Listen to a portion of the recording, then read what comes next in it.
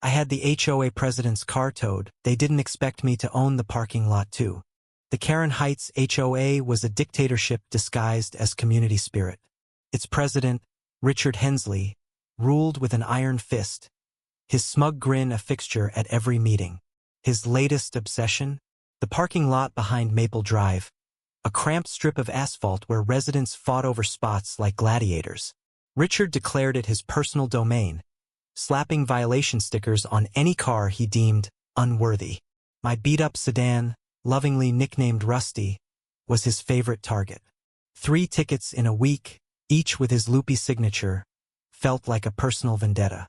I'm Lena Carter, a graphic designer who moved here to escape city chaos, not to join a suburban soap opera. But Richard's tyranny pushed me to my limit.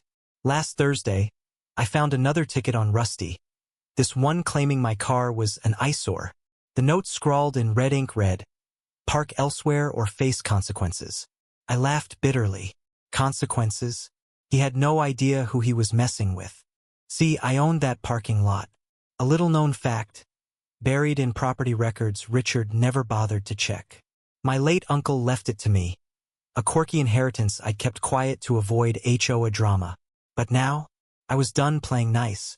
I called a tow company, gave them Richard's license plate, a shiny black BMW. He flaunted like a trophy and watched from my window as they hauled it away. The look on his face when he saw his car vanish was pure poetry. Friday morning, the showdown came. Richard stormed across the lot, his face a thunderstorm, with half the neighborhood trailing like vultures. "You?" he roared, jabbing a finger at me. "You had my car towed? Do you know who I am?" I leaned against my fence, arms crossed, calm as a predator. "Do you know who owns this lot?" His eyes flickered, confusion cracking his bravado. The crowd hushed. I pulled out the deed, waving it like a flag. "This is my land, Richard. Every inch. And I'm done with your fake fines and power trips." Gasps rippled through the neighbors. Karen Heights' king was dethroned, and I was the executioner. But then, a voice cut through the tension. "She's lying." It was Marla, the HOA treasurer, a mousy woman who'd always lurked in Richard's shadow. She clutched a folder, her hands trembling. "Lena's been dodging taxes on this lot for years. She's no saint." The twist hit like a gut punch. Marla, the quiet one, had been digging into my records. She wasn't wrong, me uncle's estate was a mess, and I delayed sorting the tax backlog. But her betrayal stung. I'd helped her fix her computer last month, shared coffee, thought we were friends. Now she was Richard's weapon, turning my victory sour. The crowd murmured, loyalties splitting. Was I the hero or just another schemer? Richard seized the moment, his smirk returning. "See? She's a fraud. I protect this community. You'll regret this, Lena." He vowed to sue, to bury me in legal fees. The neighbors dispersed, some glaring at me, others at him. Marla avoided my eyes, scurrying off with her folder. I stood alone, the deed in my hand feeling heavier than ever. That night, I sat on my porch, staring at the empty lot. I'd won the battle, but the war was far from over.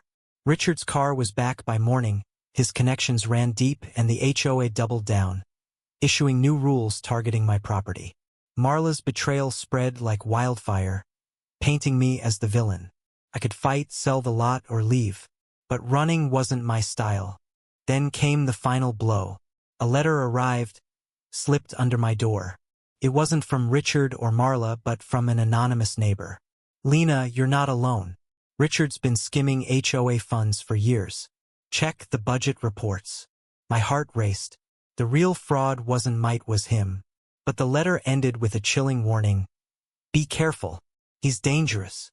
I stared at the lot, now a battleground for secrets and lies. I'd exposed Richard's tyranny, but at what cost? My name was tarnished, my allies few, and the truth about his corruption was a ticking bomb. I'd started this fight to reclaim my peace, but peace was gone. All I had was a bitter truth and a choice. Keep fighting or let Karen Heights swallow me whole. What would you do when justice feels right but costs everything? Share your thoughts on where the line between right and wrong blurs in a community like this.